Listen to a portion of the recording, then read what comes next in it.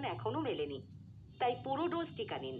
Vaccine আমাদের গুরুতর অসুস্থ হওয়া থেকে রক্ষা করে। বর্তমান টিকাগুলি অমিক্রনের সংক্রমণ ঠেকাতে না পারলেও আমাদের হাসপাতালে যাওয়া আটকাবে। করোনা ভাইরাস যখন কাউকে সংক্রমিত করে তখন এটি সংখ্যায় বাড়তে থাকে, অর্থাৎ মানব কোষে ঢুকে পড়ার পর দ্রুত এটি নিজের প্রতিরূপ তৈরি করে। এই প্রক্রিয়া চলাকালীন এর জেনেটিক উপাদান আরএনএতে স্বাভাবিকভাবেই পরিবর্তন ঘটে, যাকে মিউটেশন বলা হয়।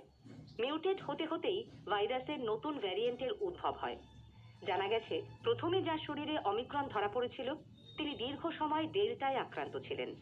তার মানে ভাইরাসটি তার শরীরে পরিবর্তিত হতে হতে নতুন ভ্যারিয়েন্ট হয়েছে। তাই মাস্ক পরা, হাত ধোয়া, স্যানিটাইজিং বন্ধ করবেন না। ভ্যাকসিনের 2টো ডোজ অবশ্যই নেবেন।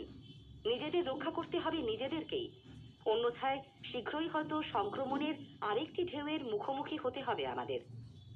সমীক্ষা শেষ হলো। এটি লিখেছেন পার্থ প্রতিম মজুমদার।